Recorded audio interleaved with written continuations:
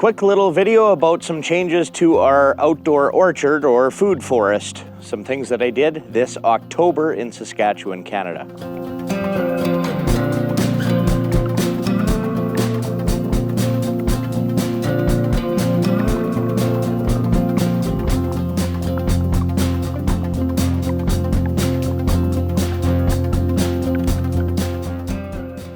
So, a few little experiments that we did. So this is our somewhat established food forest over here next to our pond, close right in our yard site. But one little experiment this spring was rows of wood chips in long uniform rows, 10 foot on center, and grass in between. Now the grass seed I got, hopefully my grass seed supplier knew his stuff, but I put non-creeping stuff, 2 types of fescues, mostly orchard grass, and a perennial ryegrass, I believe it was. So I don't want it to creep in, but boy, this turned out good. So when I cut my lawn, all I do is run with my little lawnmower, zip, zip, and no weeds come up. Now, everywhere I put, over the years, I put about 10,000 cubic yards of wood chip mulch. Really thick. We have poor soil at our farm. Where do I start with? This is plastic mulch. I couldn't get wood chips, and actually I'm really like heavy duty plastic mulch. So this is 2.3 mil, comes in 4 foot wide by 1,500 foot rolls for 210 bucks. And I did the same 10 foot on center spacing for this. So this is gonna get planted next year.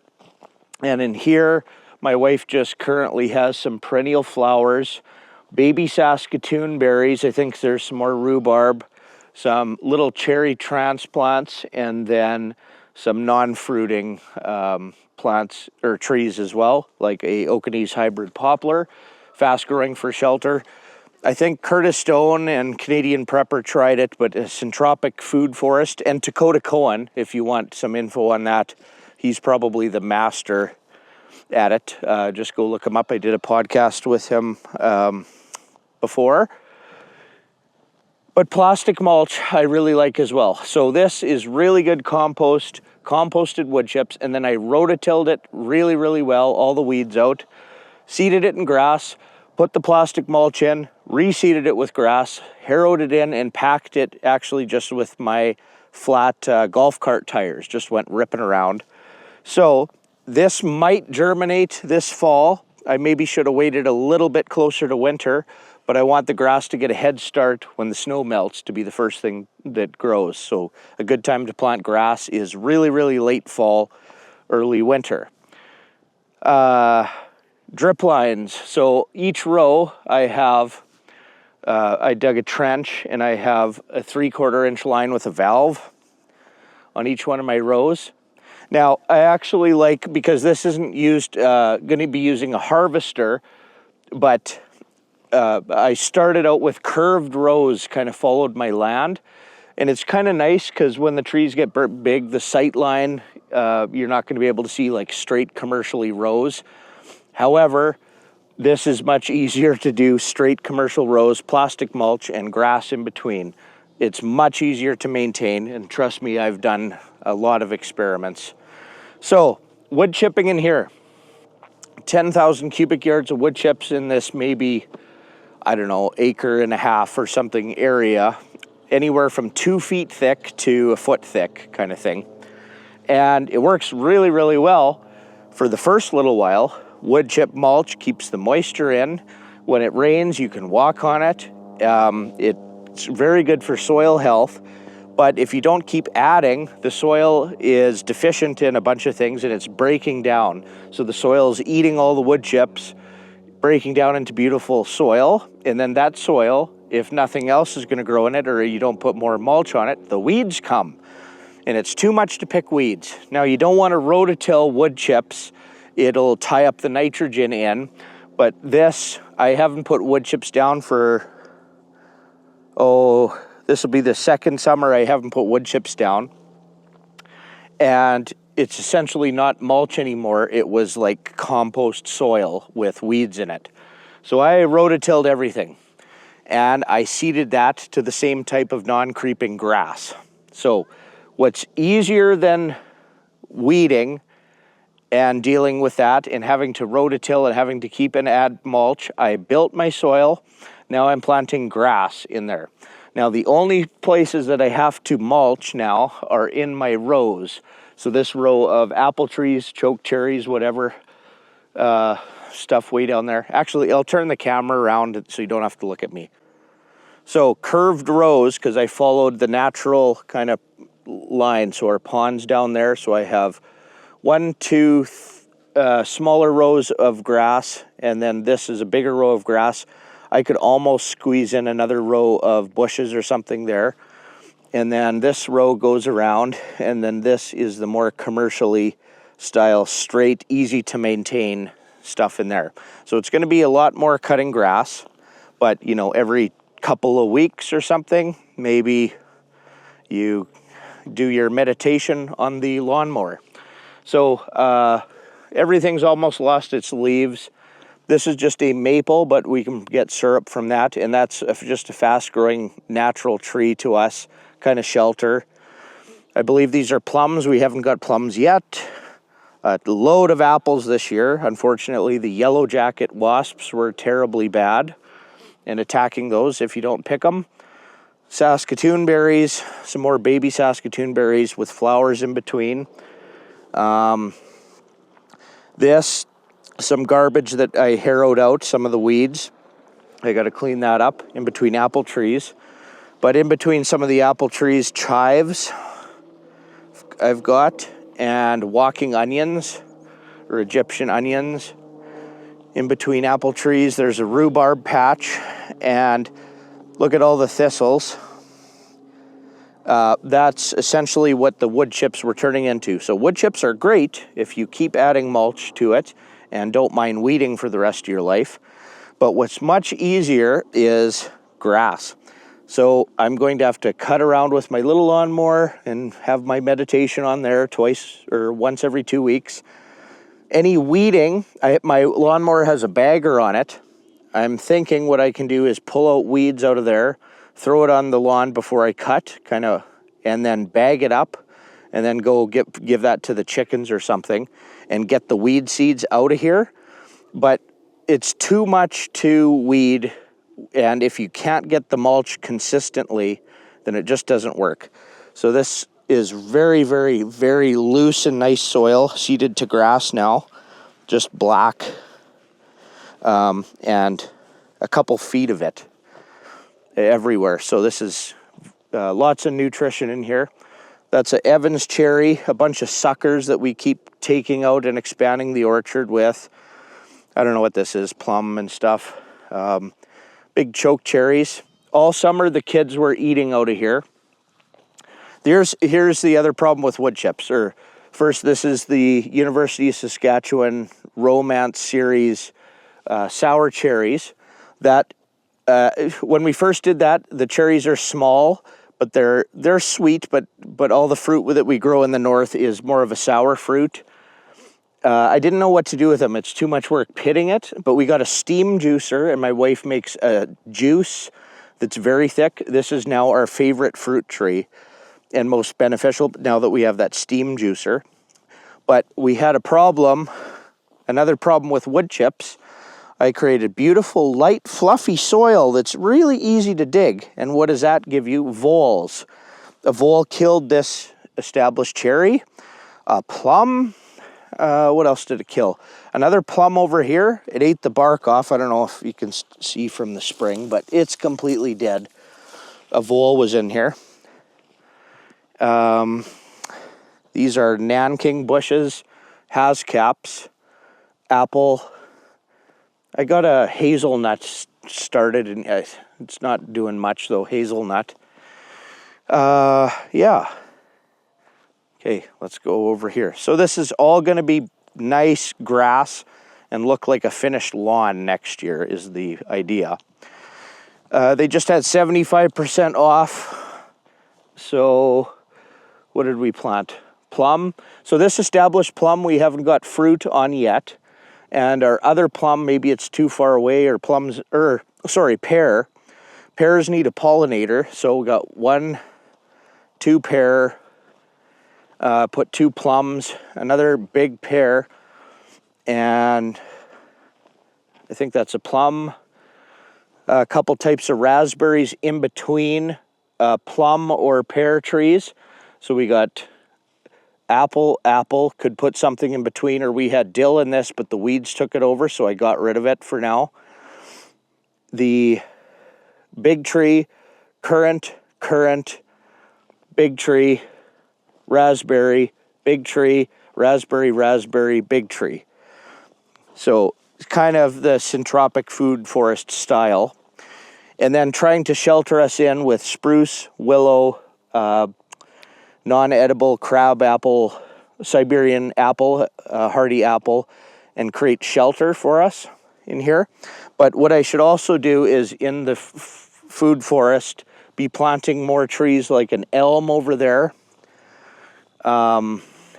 maples, poplars, willows, to give the orchard some shelter. So this is a red currant, black currant. There's a gooseberry. Which one's the gooseberry? I think there's still berries on it. Maybe not. No, picked them all. Apricots. Those are doing very well, but no apricots yet.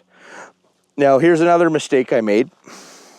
So, and again, my wife and I just maintain this, and with our kids, a lot of the main stuff is mostly me. But here's a screw up. We planted raspberries along a fence, and I don't have room because there's a darn fence here. Fences are a pain in the butt, turns out. But hopefully we have some time in the next few weeks before the snow flies. We need to transplant all these raspberries into one of our wood chip rows over there that I can access from both sides with like cutting the lawn. So when the raspberries spread, you know, you can cut them and I can weed the grass out of it easier because this is just a mess. And same goes with, so we got some non-fruiting, like non-edible trees in here as well that kind of came with the wood chips actually and naturally came up. So we're just kind of leaving what grows because we need shelter. But over here is one of my drainage trenches overflow for my pond that I planted white clover and grass in there, and then a shelter belt tree. And then I need a fence here because that's cattle and livestock pasture. But the problem is all of that natural prairie blows in the weeds into here. So if I can get a good growth of grass, the weeds can't grow in the grass. They're just going to grow in the rows of fruit. So these little hascap rows and stuff. But again, here I planted too close together, so I can't get a machine in. So what do I have? Thistles, and they're going to seed. And it's just too much to maintain. So 10 foot on center for some things and 12 foot on center for some things makes a whole lot of sense. And then integrating the big trees and little trees for that Dakota Cohen style syntropic food forest is making a lot of sense for me. But so if you have good soil or you have a grassy area and you want to establish an orchard, consider leaving the good grass there and wood chipping in rows and putting your fruit trees in there. If you have poorer soil, like I did, consider wood chipping it and dealing with it for a long time until you make this awesome soil. And then after the soil's kind of made, then take it to grass like I'm doing. It's a bit of a pain seeding grass, like very carefully. I don't want grass seed in the orchard, right? Or in the fruit trees. And then also with the skid steer, if I'm in here trying to wood chip, the skid steer, if it's dirt or wood chips, I could skid the machine and then I'd make a mess out of the path, but then I'd just back drag it. But now with grass, I can't really skid anything. So it's going to be a lot of hand mulching and things, or driving straight with the tractor or bobcat without turning it and ripping up the grass. Another thing I screwed up, so fencing is more of a pain in the butt than a benefit. So I'm coming from the city. First thing I did is put up gates and 2 sets of fences, right? And then I planted fruit trees, and I thought I had enough room to get in between all this, and then the trees get bigger. No. So now look at these weeds in here, and I can't get in. It has to be done by hand. I think I'm gonna set them on fire and burn it out, because there's nothing flammable. Pick a good day, try to burn it out. But voles and then weeds, because there's not enough room. But this is gonna be absolutely amazing when I have grass that you can walk on. It's always clean. There's no weeds, there's no weeding in the grass. All you do is mow it. And the only thing I have to do is in between these cherries that are pretty concentrated together, right, is put some wood chips under there and pick the odd weed out, throw it on the grass, bag it up, bye-bye weeds. So that is a way that you can maintain a acre to food forest yourself, because I don't know if I like the word permaculture.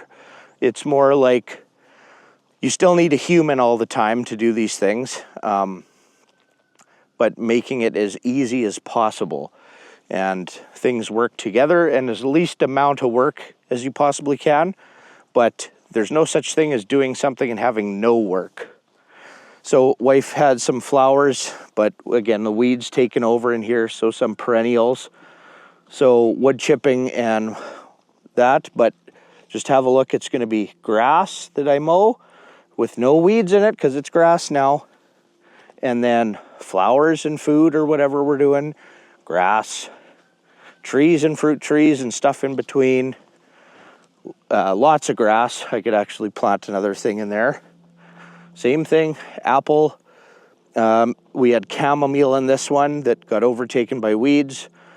Apple, and then chives and stuff in this. And then everything's on a drip line, so all I have to do for each line, I took out the drip tape and I'm putting in a heavier drip line next year, is valve, and I got live water everywhere. So that does that entire row. That water does that entire row. Turn on a valve, that entire row, and so on and so forth. So in here is plastic mulch. Now I have to be careful mowing that the lawnmower doesn't wreck it, but plastic, the heavy stuff, is excellent because no weeds will even go through the 2.3 mil stuff. So you poke the smallest hole that you can to get the little baby fruit trees in, or whatever we're planting. And then what I'll probably do when this gets more established is, actually the plastic lasts for many, many years. This isn't the 1 year biodegradable stuff. Is wood chip over it and slowly remove the plastic over the next decade or something as everything gets established. So, yeah, a lot of wins, a lot of losses, a lot of figuring stuff out the hard way, but it's not a total loss.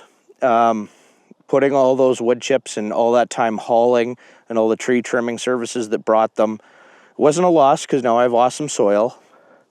But if I was doing it differently or from scratch again, I would do like commercial style rows, 10 foot or 12 foot on center, depending on what you're planting. And like look at this. This is awesome. So the only thing we'd have to weed is in the wood chips, and the only place you have to apply wood chips to is in the rows. And I might even start using straw because the wood chip supply dried up quite a bit. So got some, we literally just took cuttings, soaked them in water and stuck them in. So for some poplars, and some baby cherries, like bare root, barely anything, stuck them in. Some of them are taken, some maybe won't be. But yeah, that's what it looks like. So non-creeping grass. This was what 10 foot on center looks like. It's the easiest way to maintain it. And that's the update. We don't use any spray for a long time, many years, of any kind. So we have to mitigate the weeds in a different way. Our kitchen garden, I got a 6 mil thickness silage tarp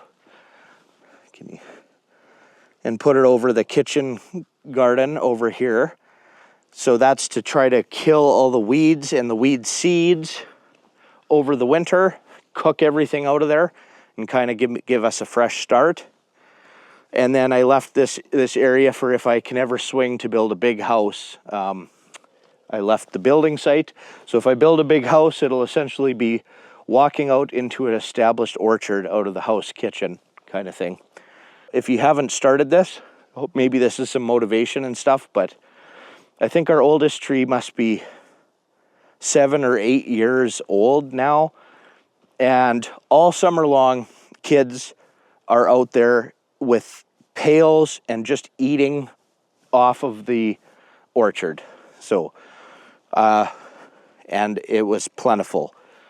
Apples by the buckets. We have a freezer full of sour cherry juice, choke cherries, Hascaps. Kids all ate most of those already. You need a big orchard just for a family. So get planting. Okay, thanks for watching. Bye-bye.